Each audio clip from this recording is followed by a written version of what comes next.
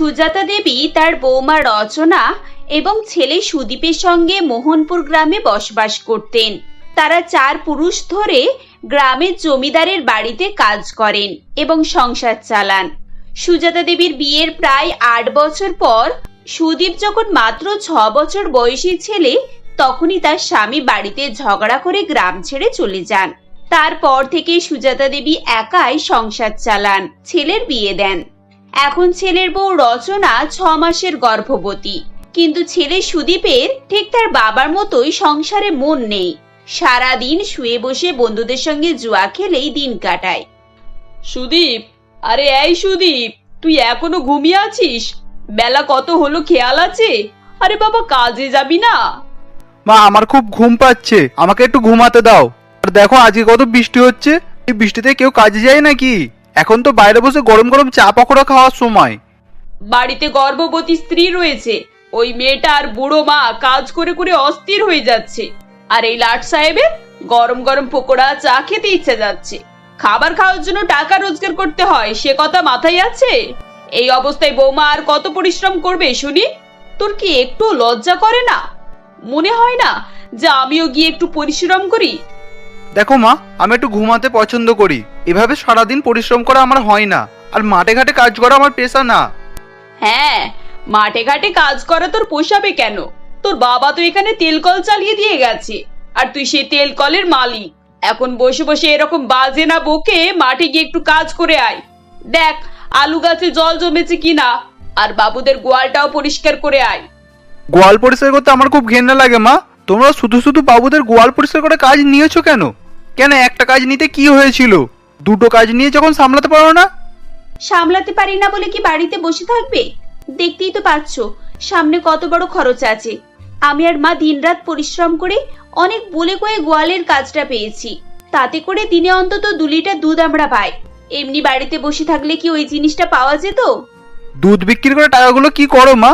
ওগুলো তো আমাকে দিতে পারো। আমি একটা বড় ব্যবসা করব, অনেক বড় ব্যবসা, যাতে অনেক টাকা লাগবে। আমার টাকাগুলো দাও। ছেলের কথা শুনে এইবারে সুজাতা দেবী তেলে বেগুনে জ্বলে উঠে বলেন, তোকে আমি একটা নয়া পয়সাও দেব না। তুইও তোর বাবার মতো হাত পা ধুয়ে নিয়েছিস।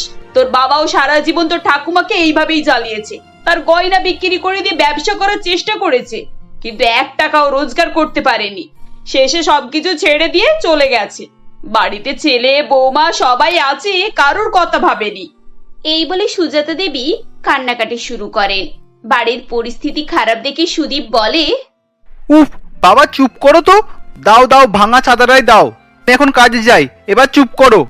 সুদীপ চলে যাবার পর সুজাতা দেবী রচনাকে বলে, বৌমা, পুরানো মাঠে আলুগুলো তোলা হয়েছিল। বাবু বলেছে সেখান থেকে 1.5 কেজি করে আলু রোজ দেবে। আমি ভাবছি যে আমাদের তো অত আলু ব্যবহার হয় না, শহরে দুধ বিক্রি করতে গিয়ে খানিকটা করে আলু বিক্রি করে আসবো। ঠিক আছে মা, আমার আবার আজকে হঠাৎ পেটে একটু ব্যথা করছে। ব্যথা করবে না? এই অবস্থায় তোমার যা পরিশ্রম হচ্ছে।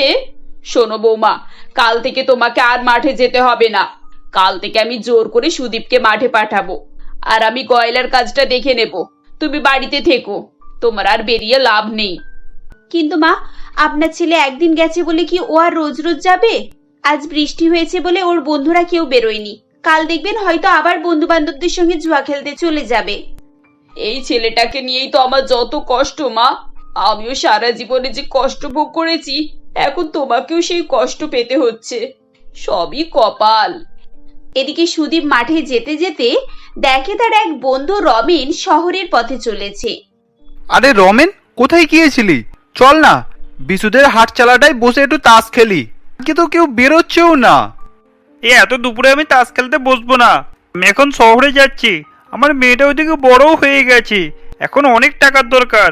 তাই টাকা রোজগার করতে হবে, সংসারও দেখতে হবে। এসব সময় নষ্ট করে চলবে না। ছাড় তো, মেয়ে তোর একার নাকি? বাড়ির সকলে বুঝে নেবে। অত টেনশন মাথায় রাখিস না, চল একটু আড্ডা দিই। আচ্ছা, আর কদিন পরেই তো তোর বাচ্চা কাচ্চা হবে। তুই কি ওসব নিয়ে কোনো চিন্তাও করিস না? চল, তুইও না হলে আমার সঙ্গে শহরে চল। সেখানে ফ্যাক্টরিতে লোক লাগছে, অন্তত কিছু টাকা তো রোজগার করতে পারবি। এরকম গ্রামে থেকে কি হবে? এখানে রোজগারের কোনো ঠিক ঠিকানাই নেই। তুই ঠিক বলেছিস, বাড়িতে থেকেও আমার কোনো ভালো লাগে না। শহরে যদি রোজগার করার সুযোগ থাকে তাহলে আমিও সেখানে থাকবো। চল, আমি তোর সঙ্গে যাব।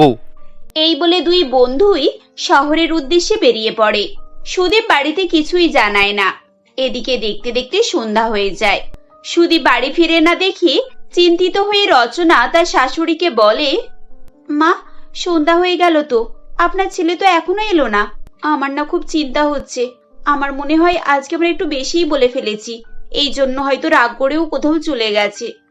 তুমি চিন্তা করো না বৌমা, ও কিছুক্ষণের মধ্যেই চলে আসবে। দেখো, হয়তো কোনো বন্ধুদের সঙ্গে তাস খেলছে, জুয়া খেলছে। দেখতে দেখতে রাত 10টা বেজে যায়। তখনও সুদীপের কোনো দেখা পাওয়া যায় না। মা, আমার মনে হয় আপনার ছেলে রাগ করে বাড়ি ছেড়ে চলে গেছে। ও কখনো তো এত রাত করে বাড়ি ফেরে না। ছেলেটা না পুরো বাবার মতো হয়ে গেছে। ওর বাবাও এভাবে বাড়ি ছেড়ে প্রথম প্রথম চলে যেত। দেখবে 2-3 দিনের মধ্যে আবার ফিরে আসবে। তুমি এই অবস্থায় অত চিন্তা করো না তো। দেখতে দেখতে 20 দিন কেটে যায়, কিন্তু সুদীপের কোনো খবরই আসে না। মা এবং স্ত্রী এদিকে চিন্তায় চিন্তায় অস্থির হয়ে যায়। কয়েকদিন পর রমেনের বোন মেঘনা এসে বলে, কাকি, ও কাকি, বাড়িতে আছো? কে গো? মেঘনা, কি ব্যাপার? কাকি, আজ সকালে দাদা ফোন করেছিল। কথায় কথায় মা সুদীপদার কথা বলে। তখন দাদা বলল, যেদিন দাদা শহরে যাচ্ছিল সেদিনকে সুদীপদাও দাদার সঙ্গে বেরিয়েছিল, কিন্তু মাঝ রাস্তায় নেমে সে কোথায় চলে গেছে। দাদা তাকে আর দেখতে পায়নি।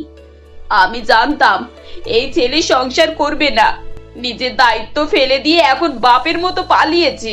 কি কুক্ষণে যে আমি এই কুলাঙ্গার ছেলেকে জন্ম দিয়েছিলাম কে জানে। মেয়েটার জীবনটা নষ্ট হয়ে গেল। মেঘনা চলে যাবার পর সুজাতা দেবী এবং রচনা দুজনেই কান্নাকাটি করতে শুরু করে। কিছুক্ষণ পর সুজাতা দেবী রচনাকে বলেন, বৌমা, তুমি একদম চিন্তা করো না। আমি বেঁচে আছি তো। আমি যতদিন বেঁচে আছি তোমায় কোনো কষ্ট হতে দেব না। আমি সব সামলে নেব। পরের দিন থেকেই সুজাতা দেবী আবার কাজকর্ম শুরু করেন। সকাল সকাল দুধ নিয়ে শহরে বিক্রি করতে যেতেন এবং সারাদিন অন্যান্য কাজ করতেন। এভাবে বেশ কিছুদিন কাটে। একদিন সুজাতা দেবী দুধ বিক্রি করে ফিরছিলেন। ঠিক এমন সময় শহরের রাস্তায় রিয়া নামে একটি মেয়ে তাকে বলে, আন্টি, এখানে আশেপাশে কোথাও খাবার দোকান আছে? আসলে আমি ওই সামনের অফিসে নতুন কাজে ঢুকেছি, বাইরে খেতে বেরোলাম, কিন্তু এখানে তো কোনো খাবারের দোকানই দেখতে পাচ্ছি না। এখানে তো কোনো খাবারের দোকান নেই মা। তুমি আশেপাশে 2 কিলোমিটারের মধ্যে সেরকম কোনো দোকান পাবে না। একটু দূরে গিয়ে একটা পান বিড়ির দোকান আছে, সেখানে তো খাবার কিছুই নেই। বুঝতে পারছি। আসলে আমি তো এখানে একটা মেসে থাকি, কিছু টিফিন আনতে পারিনি।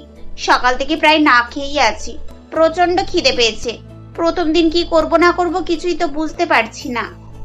মেয়েটির কথা শুনে সুজাতা দেবীর খুব মন খারাপ হয়ে যায় এবং তিনি তার ব্যাগ থেকে আলুর পরোটা বার করে রিয়াকে দিয়ে বলেন, দেখো মা, তুমি যদি কিছু মনে না করো তাহলে আমার বৌমার হাতে তৈরি এই আলুর পরোটাটা খাও। বৌমা এটা আমাকে বানিয়ে দিয়েছিল। আমার এখন অতটা খিদে পাচ্ছে না। তাছাড়া আমি এখনই ফিরবো, বাড়ি গিয়ে কিছু খেয়ে নেব। কিন্তু মাসিমা, আপনার খাবার আমি কিভাবে খেতে পারি? আরে বাবা, মাসিমা বলছো যখন, তখন আবার এত দ্বিধা কেন? নাও, এবার শান্ত হয়ে খেয়ে নাও। খিদের চোটে রিয়া সুজাতা দেবীর দেওয়া পরোটা খেতে শুরু করে। সেই পরোটা এত সুস্বাদু হয়েছিল যে রিয়া পুরোটাই খেয়ে নেয়। মাসিমা, এই পরোটা তো দারুণ হয়েছে। আমি আমার জীবনে এত টেস্টি পরোটা কখনোই খাইনি। সত্যি, আপনি আমার অনেক বড় উপকার করলেন। আপনি যদি কিছু মনে না করেন তাহলে এই টাকাটা রাখুন। আরে আরে, তুমি আমি টাকা দিচ্ছ কেন মা? হ্যাঁ, একটা পরোটা খাইয়েছি বলে তার বদলে কি টাকা দিতে হবে? আসলে মাসিমা, আজকে না হয় আপনি আমার সাহায্য করে দিলেন, কিন্তু আমি এরপরে কি করব বলুন তো? আপনাকে যদি একটা রিকোয়েস্ট করি, আপনি রাখবেন? প্লিজ আপনি কাল থেকে আমার জন্য এরকম পরোটা করে আনবেন। আমি আপনাকে টাকা দিয়ে দেব, আমার খাওয়া হবে আর আপনার কিছু টাকাও ইনকাম হবে। প্লিজ না বলবেন না। আর দেখুন, আমি একা নয়, এখানে অনেক কোম্পানি আছে, অনেক ছেলেমেয়েরা কাজ করে। সবাই যদি আপনার কাছে কিনে খায় তাহলে তো আপনার একটা বিজনেসও হয়ে যাবে। বলুন। রিয়া এভাবে সুজাতা দেবীর কাছে রিকোয়েস্ট করতে থাকে, কিন্তু তিনি কোনো উত্তর না দিয়েই চলে আসেন। বাড়িতে এসে তিনি তার বৌমাকে রিয়ার কথাটি বলেন। সব কথা শুনে রচনা বলে, মা, সত্যি সত্যি যদি এরকম হয় তাহলে তো বেশ ভালোই হবে। ধরুন শুধু পরোটা দিলে কেউ খাবে না, গরম গরম পরোটা, তার সঙ্গে ঘন দুধের চা। এমনিতেই শহরে দুধ বিক্রি করতে যাচ্ছেন, তাতে আর কত টাকাই লাভ হয়। ওই দুধের চা করলে আমার মনে হয় আরো বেশি টাকা ইনকাম হবে। কিন্তু বৌমা, এসব করতে গেলে তো অনেক সময় দরকার। আমি সারাদিন মাঠে কাজ করব, গোয়ালের কাজ করব, তাহলে এগুলো কখন বিক্রি করব? আর এগুলো তৈরি করতেও তো সময় লাগবে। তৈরি করা নিয়ে আপনাকে চিন্তা করতে হবে না মা, আমি তো সারাদিন বাড়িতে বসেই থাকি। আগের দিনে পরোটা সবকিছু রেডি করে সকাল সকাল গরম গরম পরোটা তৈরি করে নেব, আর ফ্ল্যাক্সে করে গরম চা বানিয়ে দেব। আপনি শুধু গিয়ে বিক্রিটা করে দেবেন। এখন তো মাঠে সেরকম কাজই নেই, মাসখানেকের মতো মাঠে না গেলেও চলবে। বিকেলের দিকে আমি না হয় একবার করে ঘুরে আসবো, আমার হাঁটাও হয়ে যাবে আর দেখে আসাও হবে, আর আপনি গোয়ালের ব্যবসাটা সামলাবেন। বৌমার এই পরিকল্পনা শাশুড়ির বেশ ভালো লাগে। পরের দিনে সুজাতা দেবী তাদের জমানো টাকা থেকে কিছু টাকা বের করে একটি ঠেলা গাড়ি ও বাকি উপকরণ কিনে আনেন। রাত থেকে রচনা পরোটা তৈরির আয়োজন করতে থাকে। ভোরবেলা উঠে সে গরম গরম পরোটা তৈরি করে নেয়। সুজাতা দেবী ঠেলায় করে পরোটা এবং চা নিয়ে শহরে বিক্রি করতে যান। আধ ঘন্টার মধ্যেই রিয়া সেখানে এসে হাজির হয়। সুজাতা দেবীর ঠেলা গাড়ি দেখে সে খুব খুশি হয়ে যায়। রিয়া, দেখো, তোমার কথা শুনে তোমার বৌদি পরোটা তৈরি করে দিয়েছে। কালকেই ঠেলা গাড়িটা কিনলাম। খুব ভালো করেছেন মাসিমা, থ্যাংক ইউ সো মাচ। আপনি শুধু আমার উপকার করেননি, এখানে কাজ করতে আসা সবার অনেক বড় হেল্প করেছেন। আচ্ছা, আপনি চা পরোটা কত টাকায় বিক্রি করবেন? 1 কাপ চা আর একটা পরোটা 10 টাকা। মাত্র 10 টাকা? কিন্তু তাতে করে আপনার কত টাকাই বা লাভ হবে? আমি খুব বেশি লাভ করতে চাই না মা, সারা মাস আমার সংসারটা ভালো করে চলে গেলেই হবে। যদি এর থেকে ভালো ইনকাম হয় তাহলে আমি বাকি কাজগুলো একটু একটু করে কমিয়ে এখানেই বেশি সময় দেব। ঠিক আছে মাসিমা, আপনি যেটা ভালো বুঝবেন সেটাই করুন। এখন দিন গরম গরম পরোটা আর চা দিন, খুব খিদে পেয়েছে মাসিমা। এরপর রিয়া নিজের চা পরোটা খাবার পর তার বন্ধুদেরকে সেখানে ডেকে আনে। দেখতে দেখতে প্রথম দিনেই সুজাতা দেবীর তৈরি 40 পিস পরোটাই বিক্রি হয়ে যায়। দেখলেন তো মাসিমা, আমি বলেছিলাম না এখানে আপনার খুব ভালো সেল হবে। দেখুন কতজন ফিরে যাচ্ছে। কালকে কিন্তু আপনি আরো বেশি করে পরোটা করে আনবেন। অন্তত 100 পিস পরোটা তো এখানে বিক্রি হবেই হবে। তারপর ধীরে ধীরে পরিচিত বাড়লে দেখবেন বিক্রি একেবারে হু হু করে বাড়বে। হ্যাঁ মা, তুমি ঠিকই বলেছিলে। আসলে আমি ঠিক ভরসা পাচ্ছিলাম না, কিন্তু বৌমাও জোর করলো, আর তোমার কথাটাও মাথায় ছিল। যাও, এবার তুমি অফিসে যাও, আমি আবার কাল একই সময়ে আসবো। এভাবেই সুজাতা দেবী প্রত্যেকদিন ঠেলাই করে পরোটা নিয়ে আসতেন এবং সেখানে বিক্রি করতেন। 1 মাসের মধ্যে তার সেল প্রায় 4 গুণ বেড়ে যায়। এদিকে বৌমারও ডেলিভারির সময় হয়ে আসে। রাতে খেতে বসে সুজাতা দেবী বলেন, বৌমা, আজ ব্যবসাটা এত ভালোভাবে চলছে, কিন্তু আমার সাথে সাথ দেবার লোক নেই। আজ যদি তোমার বাবা কিংবা তার ছেলে একটু সাহায্য করতো, আমরা সত্যি সত্যি নিজেদের অবস্থা ফিরিয়ে আনতে পারতাম।